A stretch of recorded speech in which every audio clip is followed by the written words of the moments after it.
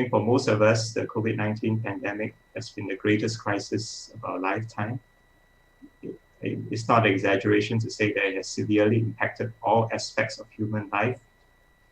And lockdowns imposed by governments to control the virus have actually caused massive loss of jobs and also curtailed many economic activities.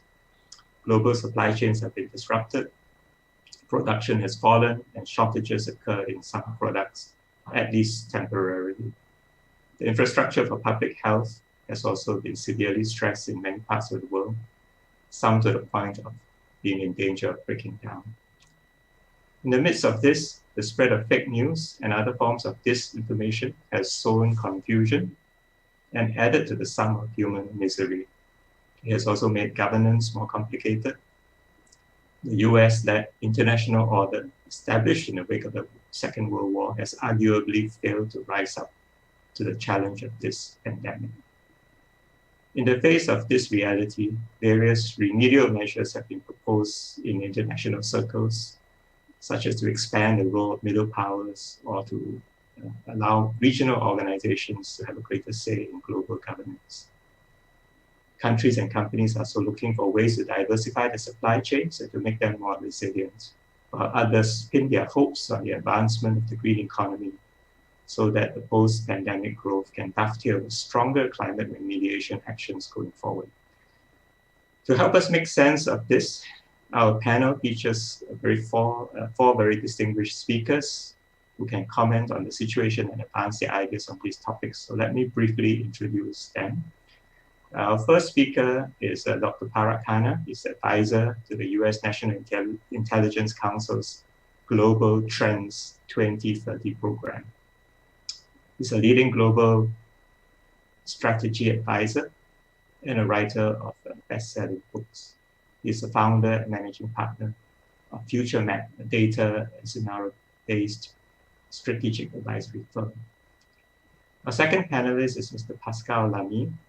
He's president of the Paris Peace Forum and also the Brunswick Europe Chair. He has held and holds a variety of positions in the Jacques Delors think tanks and also the WTO committees, just to name a few.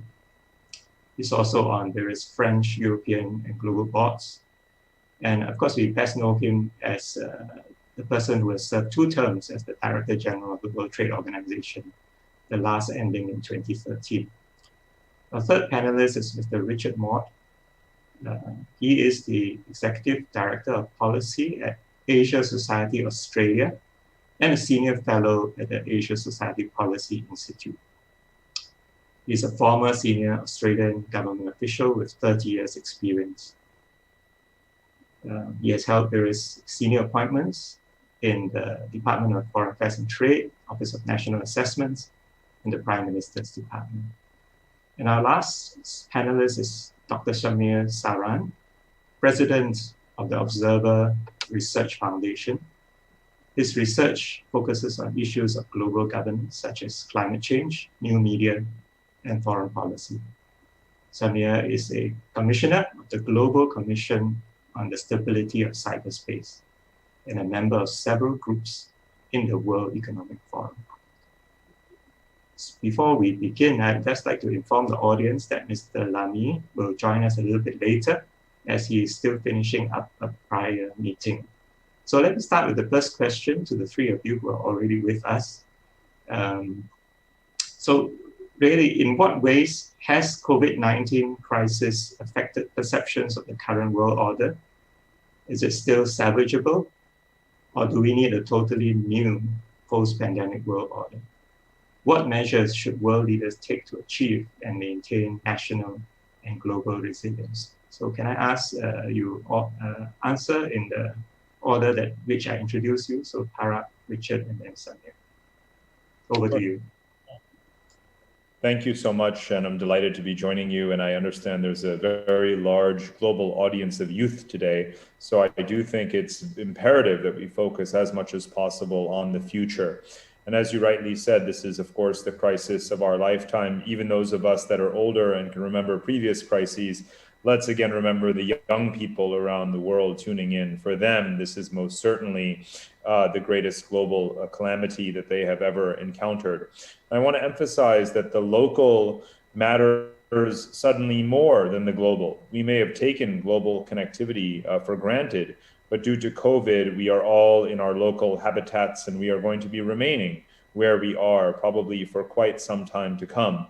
And therefore, really everyone should be focused on that task of nation building, seeing where our countries failed, suffered, where we are still suffering as a result of not being sufficiently prepared or resilient in the face of coronavirus, and what we can do to improve our local conditions for ourselves, for our communities, for our countries. And that's part of the answer to what this future world order is going to look like. No young person today has actually grown up in a world where there was a stable consensus or understanding of what the global distribution of power is, what arrangement of institutions and norms governs the world. It has been in flux for quite some time, for the better part of 30 years, and certainly increasingly that is the case. So the question I think that is more important is what the next order looks like. And there are certain irrevocable facts about that order. One is that it is going to be highly regionalized. We have a North American system. North America trades more now internally than it does with other regions. Europe is more internally integrated. They've had a monetary union for 2 decades. Now they are moving towards a fiscal union. Asia is becoming a world unto itself. More than 60% of trade of Asian countries is within Asia. And of course, last week, as everyone knows, the Regional Comprehensive Economic Partnership was signed. So you will have more integration. And of course, for Africa and South America, they too are in many ways self-contained systems. We are all trading with each other. We are exchanging technology. We're sharing data and information. Capital markets link us financially. But the future order, the next order, is undoubtedly going to be one that is more regional than anything else. And that means we should think about how do we optimize and again, share resources and benefits with each other. One of the areas of global governance that's most necessary is transferring technology in critical environmental, sustainable technologies from regions that produce them to countries and societies that need them the most, so that our modernization can take place in a sustainable way, in a climate neutral way. That's an example of the kind of global governance we need to see in a world that is built on these different regional anchors. So I know there's going to be many other comments and longer discussion, but I just want to give these initial thoughts. Thank you.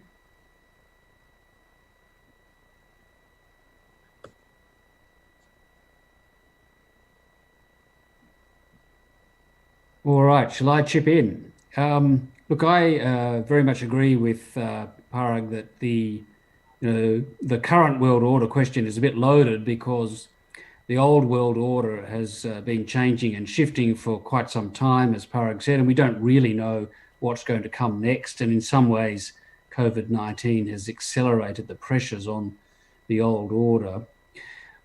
So I just want to mention 3 or 4 points about how we should achieve and maintain national and global resilience looking ahead. The first, perhaps obvious point is that we really need to learn from our experience in fighting the pandemic this year. We knew, our experts and governments knew, that a pandemic like this would come along at some point, and still we weren't ready for it. So one of the big things we have to do is learn the lessons from the past year at the national level and at the international level, and make sure we're better prepared next time, because there is going to be another pandemic. We can be sure of that whenever it might be, or for the next truly global crisis. Second point is, obviously there's an enormous path or journey of economic recovery here. That's going to take some time. Some of the scars are quite deep. So we really need to work together to get the policy settings right, to find opportunities for reform that's going to drive national economic growth. There's a lot of talk at the moment about an opportunity to invest in a green recovery, but it's not clear that in many parts of the world there's actually much being done to respond to that rhetoric. We've got a big problem. We had a big problem with rising debt before the pandemic, and now debt's risen even further. And so we have to manage that both nationally and internationally. Third point is on trade. There's going to be a push towards more diversification and building resilience of supply chains. That's understandable. Some countries are going to want to have a national capability when it comes to some critical goods, for example, medical equipment, medical supplies, perhaps some industrial goods. That's also understandable. But really, we need, wherever possible, our economies and trade investment flow. And then the last point I'll make really goes to that question about the old world not coming back. And we're going to have to work within the constraints of a world order that is much more contested and competitive. And that's going to mean we're going to have to be more creative and energetic about making multilateralism work. And US and China have a critical role to play here. Their rivalry predated the pandemic. It's going to post-date the pandemic. It's not going to go away. And we need them to find a way of managing that competition, but finding space within it for cooperation on global challenges like fighting the pandemic, like dealing with climate change. I'll leave it there. Mr. Chair, let me actually pick up on 3 points made by the previous 3 speakers, the Foreign Minister of Russia, Parag, and Richard. The first, of course, is that, as Parag very rightly pointed out, if you were someone who's born in the 90s, you have witnessed despair. You have witnessed the 9/11 incident, you have witnessed the wars in the Middle East thereafter, you have witnessed the financial crisis, now you are witnessing the pandemic, and you've had plenty in between. If you are 25-year-old, the world is a pretty dark space. And for that 25-year-old, telling them that our governance system works is a tough sell. I think let's be honest here, that if you are the majority of humankind today on this planet, you think global governance sucks. And you're not wrong if you think that. So I think the first thing is that we need to be honest here. Since we are addressing a town hall of young people, we have to first apologize that we have given you a terrible space to inherit, and we are sorry.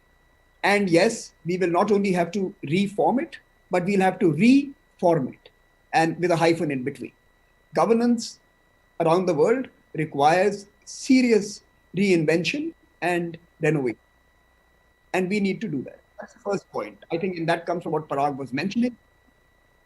And I think, since this is the inaugural edition, I'm not being fastidious, but next time the global town hall should have younger voices, should have women voices, should have diverse voices. I think those who are going to inherit this world must sit on the high table where discussions are held to decide the future. So I think that's the first point. The second comes from what Richard just mentioned, China and US. He invoked both of them. I think the pandemic tells us limits to the influence of both. Captain America was missing during the pandemic, missing from action. I have not in my adult life seen a global movement where America was completely absent. This was the first. Perhaps this is where Pax Americana finally was given its burial, and it's over. If it began in 2009 with the global financial crisis, it has ended with the pandemic. The irreversible decline of the unipolar moment perhaps reached its climax with the pandemic. Captain America is not going to be an actor like Captain America was in the previous century. The heir apparent, one who's going to take the throne of Captain America, was implicated in the crisis, was implicated in the spread of the virus, was implicated in not sharing the data around the virus, was implicated in weaponizing supply chains, was implicated in wolf warrior diplomacy, was implicated in mask diplomacy, and all sorts of shenanigans that irresponsible powers should not be doing. So China has not come out looking too good either. Now, the pandemic tells us that neither the US nor the Chinese can be relied upon to create a sensible, stable, working model for the future. And therefore, as Parag mentions, we will have to look at regions. We will have to look at plurilateralism, something that Foreign Minister Lavrov mentioned. We will have to look at like-minded countries. We will have to look at coalitions of convenience and coalitions which are more promiscuous than based just purely on geography or values to manage a turbulent decade as we try to find a new normal in the future.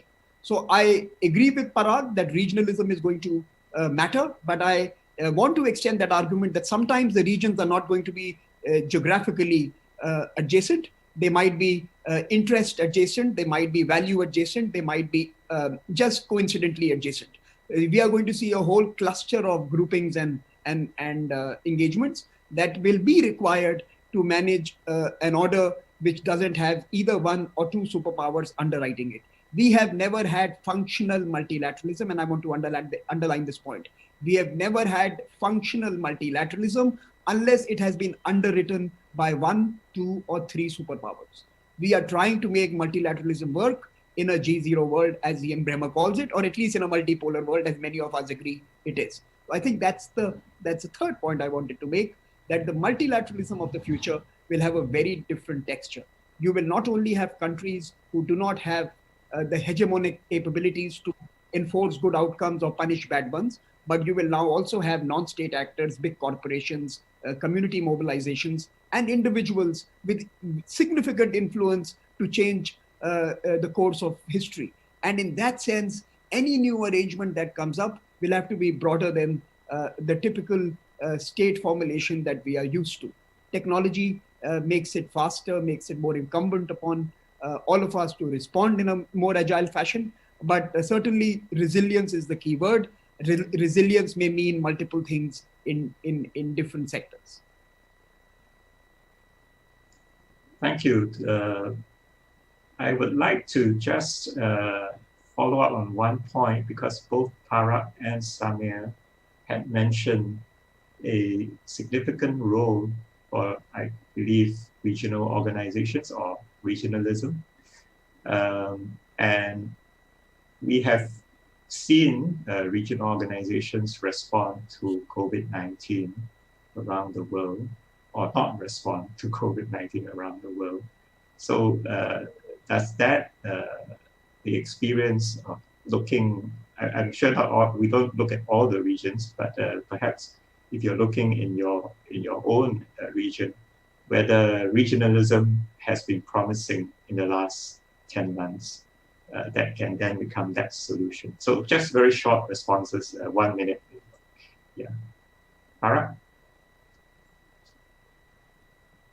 Well, this is a good example when I was speaking earlier about some things that should be global, and the new globalization, the new global governance has to focus on these functional areas of public goods and actually delivering materially on them, not just setting norms. We've set norms for everything you can possibly imagine, but where are we delivering? And of course, when it comes to something that is so rapidly globalized as a pandemic, you do need to have a common response. So for example, sharing vaccine technologies or research, that's important. Allowing the generic industries for pharmaceuticals to produce the vaccines around the world and to deliver them, using the logistical capabilities that may be in surplus in some regions and putting them to work globally to distribute this vaccine. Those are all examples of how regions can help each other, learn from each other. This is the most recorded event in human history.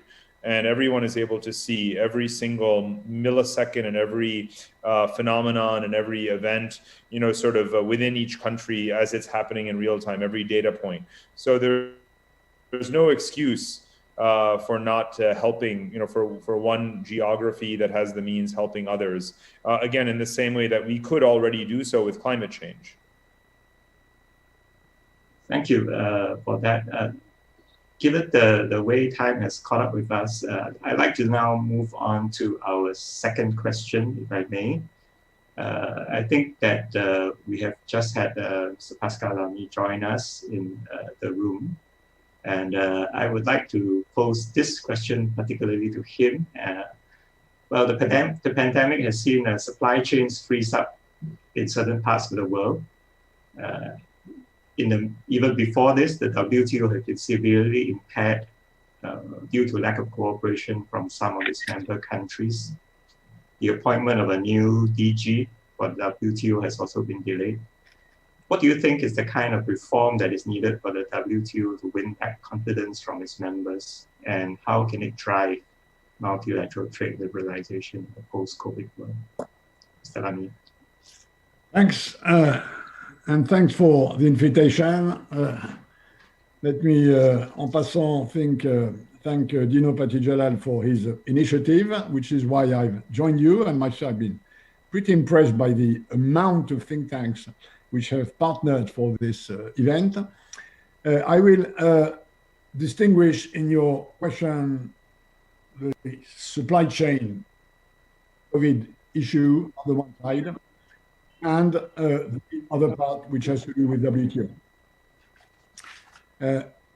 Is the sound all right, or do we have an echo? It's okay. Carry on, please. Okay, good.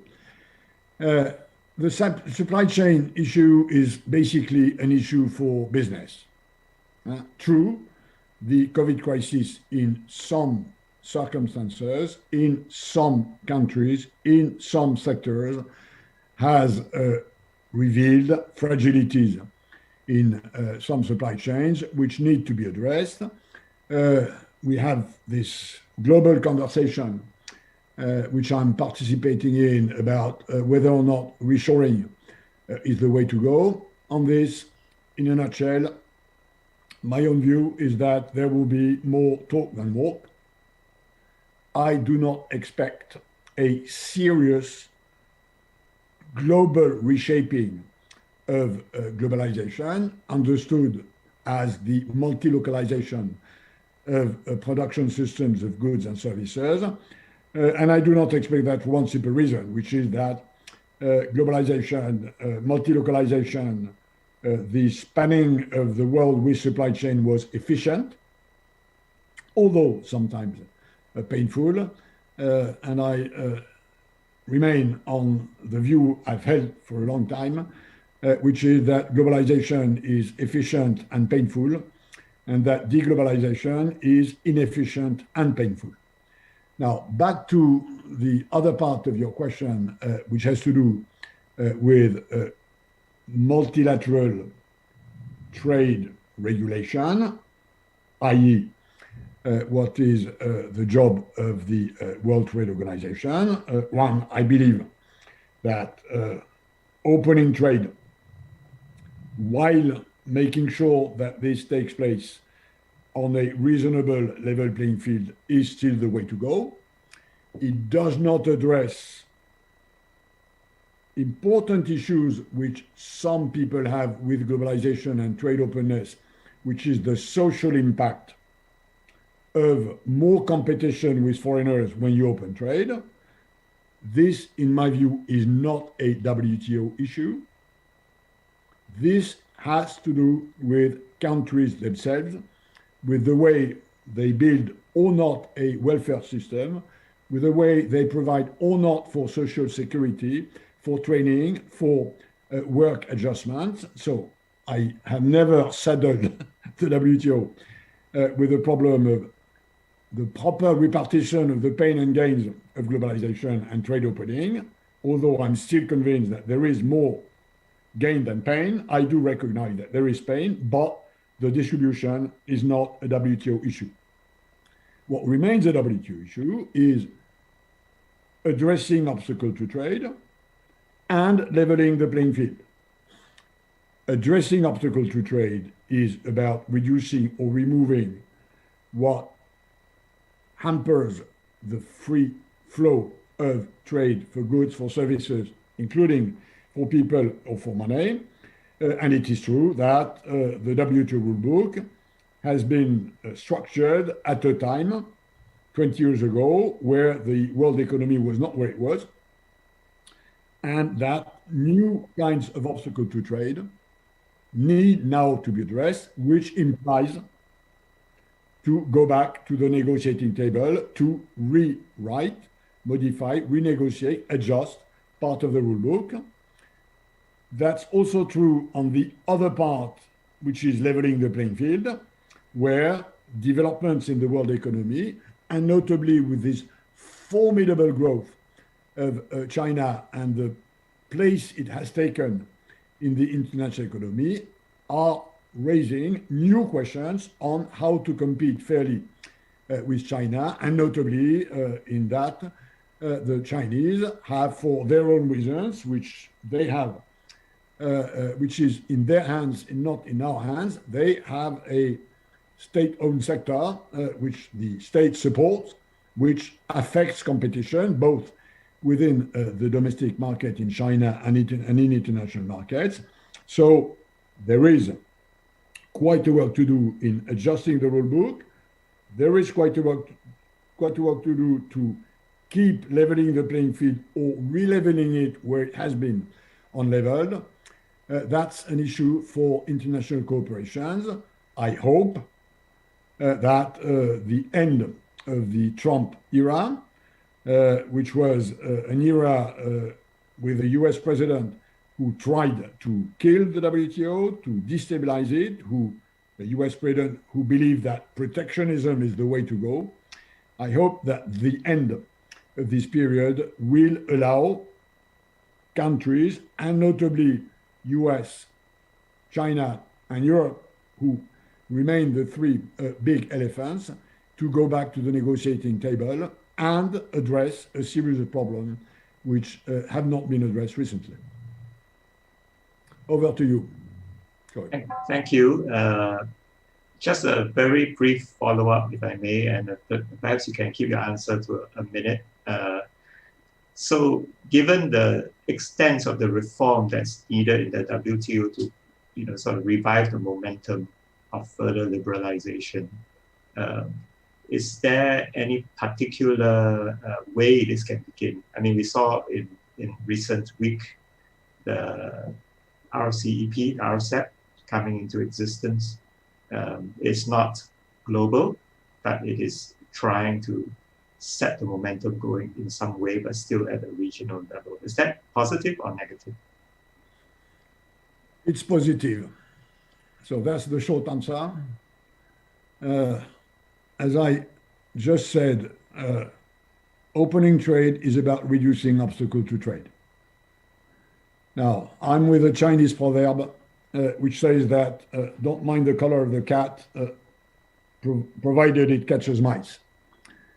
So whether you reduce obstacles to trade multilaterally, regionally, bilaterally, unilaterally, all these mice are good for the cat.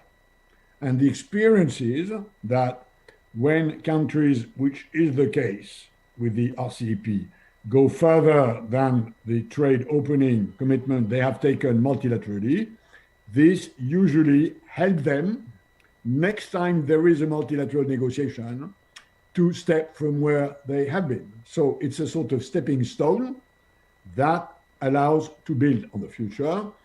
As far as RCEP is concerned, I think it's welcome. I do not see this as a sort of fortress Asia building itself. And by the way, it's by WTO tariff openness standards. It's a very wide but a rather shallow agreement, although I must say, you've been extremely inventive on rules of origin, which is, I'm afraid, a discipline which is not familiar to most of us who are with us today, but which is a very important element of trade opening. So I think it's a welcome development, even if the reason why it happened and what it will become in the future are not disconnected from more larger geopolitical questions, and notably in this US-China rivalry, which we have to live with for the decades to come, hoping that some sort of coexistence is on its way. Okay, thank you very much for that. I would have to move us on to the next topic. So I think we wanted to talk about the pandemic of fake news all over the world, which had made governments and health experts' job difficult in trying to disseminate good advice and also good information in the midst of the flood of alternative news that is coming through the social media and the internet. So can I ask Tara and Samir to comment on how much damage you think this has done to the fight against the disease? You don't have to answer just on pertaining to one country, which I guess you might automatically think about. But what, on the other hand, are effective strategies that have been deployed by governments to counter this kind of fake news? Okay, let me very quickly jump in and respond by saying that I think it's a mixed bag. I don't think we can minimize the real important role digital platforms have played in countering or creating community responses to the pandemic. I think technologies have empowered society like never before during the pandemic. In fact, even as national governments and international institutions were paralyzed and were unable to come up with solutions that could be deployed, it were local governments, the third tier of governance, cities, communities who were using technology and means of communications to create the first line of defense against the pandemic. I think the information sharing that took place through the technology platforms was phenomenal. And in many ways, it allowed us to come together and create some form of a framework, palliative as well as curative, as well as research framework that still sustains our response to the pandemic. So I think that's the good side of technology. But at the same time, we saw the reach of the platforms being misused by malicious actors. And it was not just fake news or misinformation, it was actually targeted weaponization of the information space. We saw state and non-state actors use the information space for parochial and partisan purposes. We saw platforms unable or rather unwilling to act in curtailing and curbing misinformation. We saw the inadequacy of national and international content regulations in managing the infodemic that accompanied the pandemic. We saw the pandemic became the basis of the renewal of old cleavages, of old hatred, of old divisions, and we saw the digital medium catalyzing that kind of an approach. So I think what the pandemic also told us was that while technology is a force multiplier and a force for good, it can be captured quite easily by those who want to do great harm.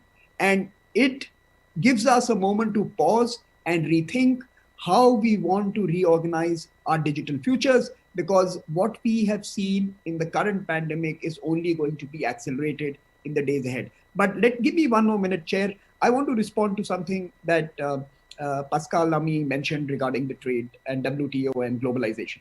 I think it would be very simplistic for us to blame it on Trump. I don't think that Trump is the problem for the pushback against trade globally. I think we have to realize again that the trade institutions, trade negotiations, trade talks are disconnected from people on the street. We have not been able to connect global trade and global trade conversations with expectations of those who are going to be impacted by it. Social impact is no longer just a national issue. It has to be seen in a global context, because nations eventually constitute international agreements. If you cannot have peaceful, stable, contributory nations, you're not going to have a stable and resilient trading arrangement.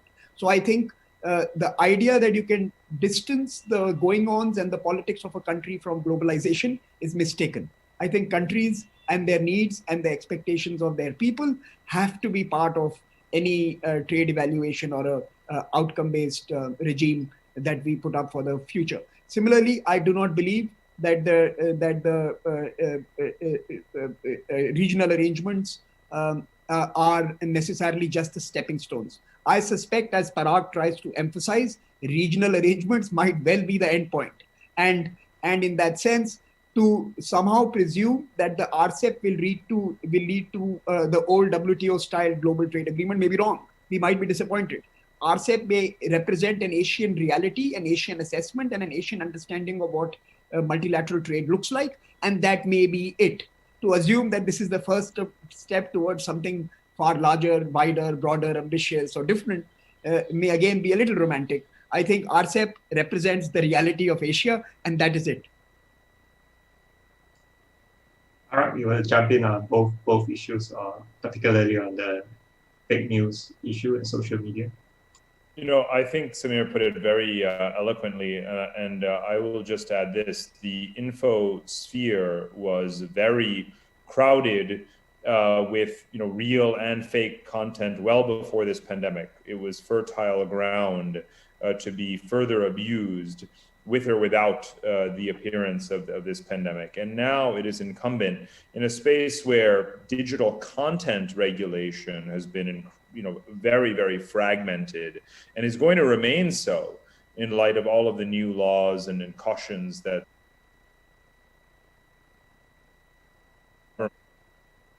in a certain, independent capacity to monitor, to filter, to determine, what is going to be the space regulated, regulated space, such that you can have a civilized discourse and some understanding of what truth is.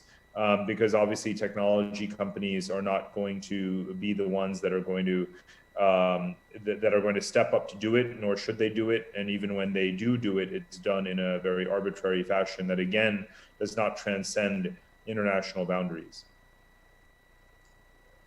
Richard, can I invite you to come in on both those issues, fake news regulation, whether it's governments or companies should do it, as well as on the trade issue earlier on, which had been already commented on, and I suppose, being part of RCEP, Australia would have a view on that as well.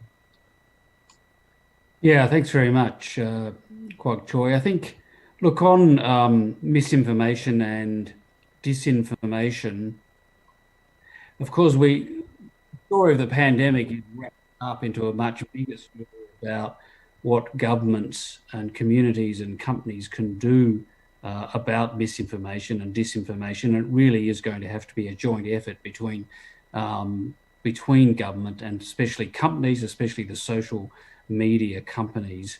And I think we're already starting to see some interesting new steps being taken to counter these types of actions. The social media companies, of course, are under quite a lot of pressure, particularly in America, to do better. So we're seeing companies take down posts, and where taking down a post or censorship might not be necessary, we're seeing social media companies really trying to add more context about the reliability of particular material, including most famously of the President of the United States himself. But there are other things that can be done. There are all sorts of fact-checking hubs and databases in countries and in regions, like the European Digital Media Observatory, for example. So I think governments are going to have to do a lot more of going after fake news and finding ways of communicating what's right and trusted information to their communities. And then I think the last point that I'd make is that, there's a really big problem here in that a lot of people get their news from social media platforms, and the old media platforms, the old institutions are either not used as often or simply not trusted as much. So somehow we have to work out as societies how to build back stronger trust in traditional and official sources of information. Just quickly on the trade front, yes, we were very pleased to get RCEP done. I can't speak to Pascal Lamy's point about how creative the rules of origin are in the agreement. But of course, one thing that RCEP is really designed to do is to strengthen supply chains within the whole RCEP region. And this perhaps reinforces Parag's point about stronger regionalism coming to play. And certainly RCEP is a potential mechanism for doing that. Thank you very much. Any last statements from anyone on this whole topic? You didn't get a chance to say it earlier on because the questions were not specifically on it. 30 seconds or 1 minute each. Samir, you had some time to think about it. So if you will permit me, what I would like to suggest is an idea. Normally, when things go wrong in terms of the global project, globalization, we always blame the politics or the politicians or the political leaders. We always blame the strong men. We always blame the weak men and women. We always blame the upstarts, and we blame lack of maturity of global leaders and their lack of political vision. Suppose we were wrong. Suppose actually it was not the politics that was creating problems around globalization. Perhaps our economic model was wrong. Perhaps the economics we are trying to promote through this global project may have lost appeal, or may have lost its, or may be past its sell-by date. My proposition here is that it's perhaps time to relook at what is the economic outcome we seek through global integration. And let me just give you one number as I conclude my intervention in this particular panel. I was both shocked, surprised, and of course perturbed by reading that there would be hundreds of millions of job losses courtesy the pandemic. There are various reports that count those numbers around, and much of those job losses are going to happen in Asia and Africa. We are going to see hundreds of millions who are going to be damaged courtesy the pandemic, their livelihoods, their employment opportunities. And at the same time, you read reports about the trillions of dollars of surpluses made by a few big tech companies, few big businesses, few big corporations. There is something fundamentally wrong in a global model that if during the pandemic, you can have trillions of dollars of surpluses produced, and yet you have hundreds of millions going out of a job. I think unless you can come up with some framework which is far more equitable, you will continue to throw up people in individual countries who will challenge globalization and global projects. It is not Donald Trump. Donald Trump was a manifestation of what was going wrong. What is going wrong is really the economics, the undergirding of globalization that perhaps need a closer relook. Thank you. Parag? 1 minute. I couldn't agree more with Samir. The only thing I would add or caution is that, of course, those models that he's referring to, those aspirations, ultimately will unfold, hopefully flourish, but primarily at a local scale, first and foremost. It could be a city, a small country, a place like a New Zealand or a Finland, the kinds of countries that have prudent governments that have saved money, that are investing in their human capital, that are transitioning towards 4-day work weeks, that are having equitable employment sharing sorts of protocols to diminish unemployment, that are experimenting with universal basic income, that are providing wage subsidies and supports indefinitely amidst this pandemic. These kinds of policies are not going to happen at a large scale in large countries like America, overnight. They're not going to happen in India overnight. But I do think that the tools are available even for large and less developed countries to not leapfrog, but to think about how cashless payments or digital financial transfers or telemedicine, all sorts of technological instruments can be used to cushion people. And I would like to think that we are going to start to use those, and that not only should governments be focused on, but the public should absolutely demand it. Richard, 30 seconds. Sorry. Yeah, look, I think, definitely there have been losers out of globalization. And if countries want to retain support for international trade and open borders, they're going to have to look after the losers better. And we've known that for a while. And to me, that's primarily a domestic policy issue. And if you look at some of the dislocations that have occurred in the United States that have driven this discontent about globalization, I can't help wondering if we would have seen less of that if we'd have stronger social safety nets, for example, if we'd had better transition plans for industries that were no longer competitive, and if we'd have much stronger training and reskilling programs. And even in Australia, where our industrial sector is much smaller, it's only about 8% of the economy, so our adjustment in the face of globalization has been less painful. We too can do better with those domestic programs to support those people who are benefiting less equally from globalization. But the drive of businesses to produce things in an efficient manner and the desire of our consumers to have those products at a great choice of them at a competitive price is going to keep driving globalization. To my mind, it's not going to go away. Thank you very much to all our speakers. We've come to the end of the session. It's impossible for me to sum up the three topics, but let me just say that for the world order, I think everyone seems to converge on connectivity to need to continue, and that degree of openness is needed and cooperation across the world is needed. Secondly, I think on the issue of trade, I think it seems the watchword is reform, right? It's whether it's a fairly traditional reform or very radical reform. And then I think on technology and fake news, I think it's still a big problem. There's a big upside which we want to capture, but the downside is also can be very damaging. So we do need to find a solution. That does not seem to be a solution that is obvious right now.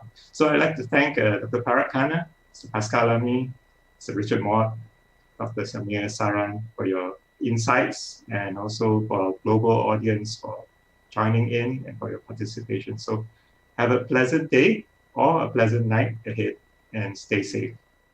Thank you.